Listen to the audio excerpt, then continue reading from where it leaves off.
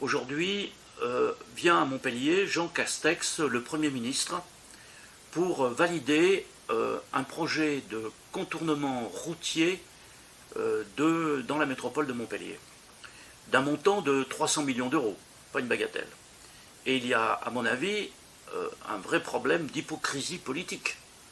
Car les mêmes dirigeants, les grands dirigeants, M. Macron, à Rome l'autre jour, a envoyé des pièces dans la fontaine de Trévise avec les autres dirigeants du monde pour dire on arrête les grands projets de déforestation, on arrête les grands, le développement de la circulation automobile, il faut arrêter tout ça, la planète est en danger. Moi je partage ces grands discours. À Glasgow, de même, on vante les nécessités d'une politique énergique qui rompe avec l'émission de gaz à effet de serre qu'entraîne notre mode de production et de consommation actuel.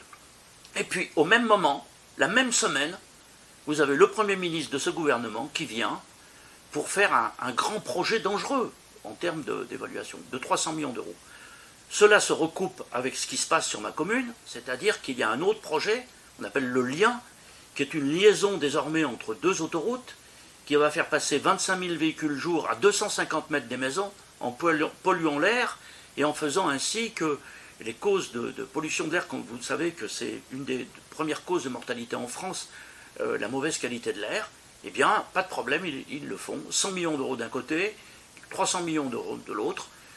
C'est une hypocrisie que je ne supporte pas et je voulais le dire. Car aujourd'hui, le problème est beaucoup plus important que cela.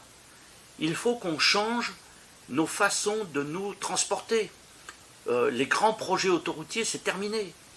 Si aujourd'hui, avec les 300 millions d'euros, d'abord 300 millions d'euros, c'est le prix d'une ligne de tram, c'est beaucoup plus utile qu'un aspirateur à voiture qui est entre deux autoroutes, qui va encore plus polluer l'air de Montpellier. On se prépare à faire que Montpellier mette en place une véritable zone à faible émission, ce qui est une nécessité, et au même moment seront exclus de cette zone à faible émission la Neuf, Secom, le Lien, qui vont produire beaucoup plus de pollution que la circulation dans la ville de Montpellier. Donc il faut arrêter cette hypocrisie, il faut changer de modèle. Et avec ces 300 millions d'euros ou ces 100 millions d'euros, on pourrait très bien booster d'autres modes de transport, d'autres services de transport. Par exemple, une vingtaine de bus à hydrogène avec la centrale solaire qui permettra de les faire fonctionner, ça coûte 30 millions d'euros. D'accord ? Et pour ce qui est, par exemple, d'un bus à hydrogène, c'est autour de 600 000 euros. Le nombre de pistes cyclables qu'on pourrait faire avec ça, le nombre d'aires de covoiturage avec des voies dédiées au covoiturage, bref, changer de modèle. Aujourd'hui, on continue sur le modèle des années 80 qui mène la planète, disons, à un gros danger pour l'avenir. Donc, il faut changer de ça. Donc voilà, donc sur mon territoire, des gendarmes sont intervenus pour évacuer les écologistes radicaux sur réquisition du procureur parce qu'il y a eu des plaintes et il y a eu des violences qui ont été commises. Si bien sûr je ne m'oppose pas à l'intervention disons des forces de l'ordre pour faire que les violences cessent, il ne faut pas que cette intervention puisse servir de prétexte à continuer les travaux du Lien, car je vous signale que nous avons fait un référé au Conseil d'État et qu'il y a une procédure en cours au Conseil d'État qui peut très bien aboutir à l'annulation de ce lien, ce que nous demandons, car ce lien est une catastrophe écologique de première ampleur. J'ai vu qu'à Glasgow, il y avait eu un engagement mondial de cesser la déforestation, ce qui est une très bonne chose.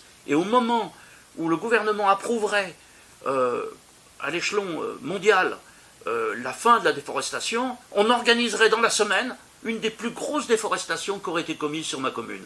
Donc moi je ne peux pas l'accepter, il en va de l'avenir de la planète, il en va de l'avenir des générations futures. Donc nous allons continuer l'action pour faire que ces grands projets dangereux ne voient pas le jour. Cette action sera résolue, je pense que nous serons de plus en plus nombreux à mener ces actions, et je vous appelle à agir de manière pacifique et démocratique pour empêcher que ces projets destructeurs puissent voir le jour.